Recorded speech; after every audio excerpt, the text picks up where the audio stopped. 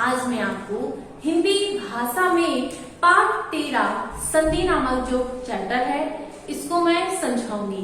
यह व्याकरण का पाठ है बच्चों, इसे ध्यान से समझिए क्योंकि संधि आपके क्लास में तो काम आती ही है, लेकिन जब हम आगे बढ़ते हैं तो उसमें भी संधि का एक अपना अहम भूमिका होती है। तो बच्चों संधि क्या है? संधि शब्द का अर्थ होता है मेल। संधि शब्द का क्या अर्थ होता है? दो शब्दों का मेल। और संधि शब्द की परिभाषा क्या होगी बच्चों? संधि विच्छेद करना क्या है? संधि है। संधि दो शब्दों से नहीं बल्कि वर्णों में होती है। निकटस्थ वर्णों में होने वाले ध्वनि विकारों को संधि कहते हैं। पुनः इसको समझ लीजिए, संधि किसे कहते हैं? संधि शब्दों में नहीं बल्कि वर्णों में होती है। शब्द क्या होते हैं? वर्ण अक्षर होता है, शब्द अक्षरों वर्णों का समूह होता है। ठीक है, तो क्या है कि निकटस्थ वर्णों में होने वाले ध्वनि के विकारों को संधि कहते हैं। और संधि विच्छेद क्या है बच्चों? संधि विच्छेद संधि युक्त शब्दों को सही ढंग से समझाने के लिए उन्हें टुकड़ों में विभाजित किया जाता है, तो शब्दों के अंशों को अलग अलग करना संधि कहलाती है। अब बात आती है बच्चों संधि के प्रकार। क्या है आपका? संधि के प्रकार। तो बच्चों संधि के 3 प्रकार होते हैं। संधि के 3 प्रकार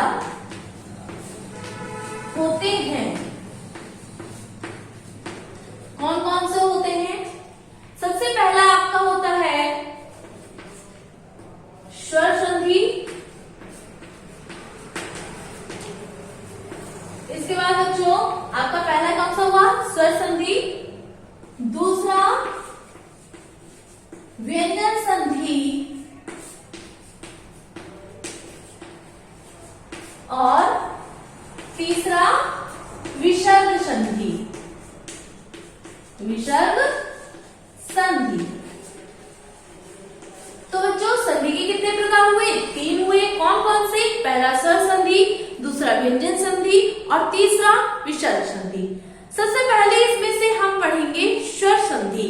तो बच्चों स्वर संधि के भेद और उसकी परिभाषा को पढ़ेंगे। तो इसकी परिभाषा क्या है स्वर संधि की? दो स्वरों के मिलने के कारण उनमें परिवर्तन तथा विकार उत्पन्न होता है, जिसे स्वर संधि कहते हैं। फिर से इसको समझ लीजिए बच्चों, स्वर संधि किसे कहते हैं? दो स्वरों के मिलने के कारण उनमें परिवर्तन तथा विकार उत्पन्न होता है, जिसे स्वर संधि कहते हैं। हिंदी में स्वर संधि के 4 प्रकार माने गए हैं। हिंदी में स्वर संधि के कितने प्रकार हैं? इसमें आपकी पुस्तक के अनुसार 4, वैसे होते कितने हैं? 5 होते हैं। तो पहला प्रकार इसमें कौन सा है? दीर्घ स्वर संधि। सबसे पहले हम डालेंगे स्वर संधि के भेद। इसके बाद स्वर संधि के भेद। तो बच्चों स्वर संधि के कितने भेद हुए? स्वर संधि के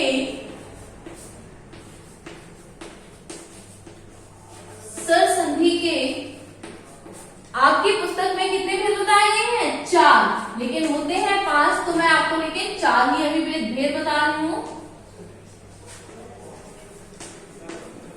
4 भेद होते हैं। ठीक, इसमें से सबसे पहला कौन सा भेद है? दीर्घ स्वर संधि। सबसे पहला है आपका दीर्घ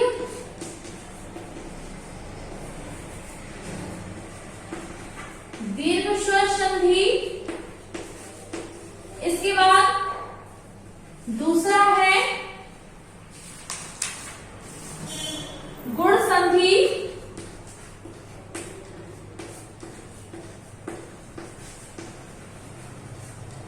तीसरा वृद्धि संधि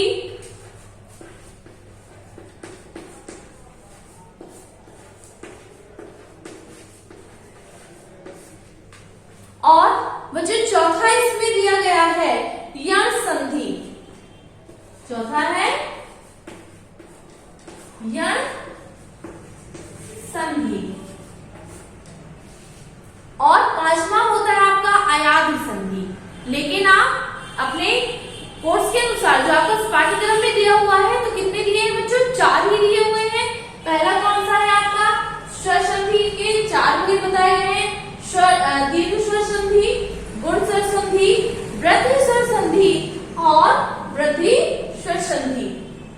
यण संधि हो गया आपका, तो दीर्घ, गुण, वृद्धि और यण संधि, ये 4 संधि है। अब बच्चों इनके बारे में हम समझ लेते हैं कि दीर्घ स्वर संधि क्या है।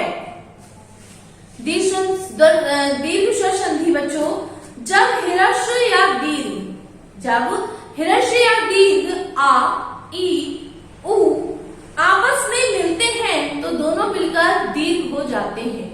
दीर्घ स्वर संधि में क्या है, जब ह्रस्व आ, ई, उ या आ, ई, उ स्वर आपस में मिलकर के, समान स्वर आपस में मिलकर के दीर्घ हो जाते हैं, तो वहां पर कौन सी संधि होती है, दीर्घ स्वर संधि होती है। जैसे बच्चों दीर्घ स्वर संधि का एक उदाहरण मैं आपको देना चाहती हूँ। इसमें दिया हुआ है जैसे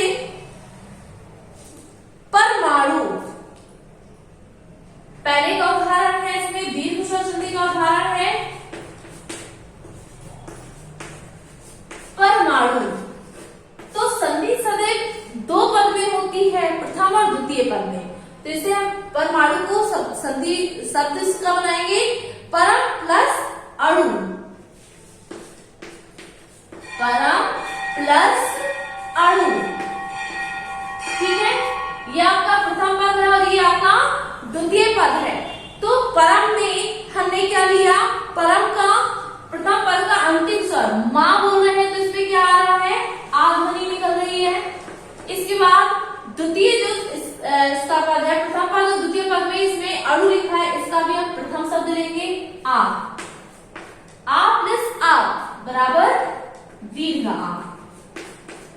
तो बच्चों इस प्रकार से क्या हुआ कि परमाणु परम प्लस अणु अर्थात दोनों समान स्वर आए, आ प्लस आ बराबर बड़ा आ, तो दीर्घ आ हो गया, तो शब्द आपका क्या बना, परमाणु। इसके बाद दूसरा है बच्चों आपका कौन सा है, गुण स्वर संधि। गुण स्वर संधि में क्या है, जब आ के बाद यदि ई, उ या री आते हैं तो दोनों मिलकर क्रमशः ए, ओ, अर बन जाते हैं। जैसे अब इसमें है महेश, सेकंड का था, ये फर्स्ट का उदाहरण हो गया, ये सेकंड का उदाहरण क्या है, गुण संधि का शब्द है महेश। तो महेश जो शब्द दिया हुआ है इसका होगा महा प्लस ईस, महा प्लस ईस। तो यहाँ पर क्या होगा बच्चों, ये प्रथम और द्वितीय पद में मैंने आपको बताया, तो इसमें आपका पहला यहां से ध्वनि निकलेगी बड़ा दीर्घ आ प्लस ई बराबर क्या हो जाएगा, ए, आ प्लस ई बराबर ए। तो शब्द आपका क्या बन गया, महेश। अर्थात आ के बाद ई जो आपका वर्ण आया, जो ई स्वर आया, तो आ ई, अगर ए आ रहा है तो ए बदल जाएगा, ई के बाद अगर उ आता है तो आपका आ जो ध्वनि है वो ओ में बदल जाएगी, दोनों मिलकर के। तो इस प्रकार से गुण संधि का उदाहरण हुआ। इसके आगे बच्चों हम लोग वृद्धि संधि, तीसरे नंबर का आपका क्या है, वृद्धि संधि।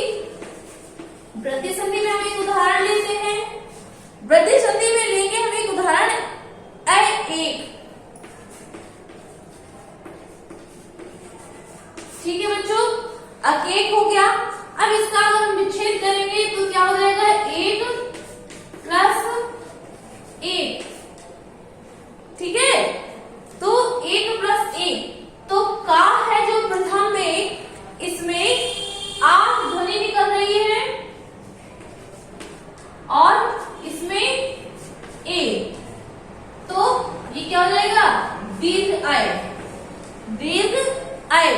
तो शब्द क्या बना, एक, ठीक है बच्चों। तो किसका उदाहरण था, वृद्धि संधि का।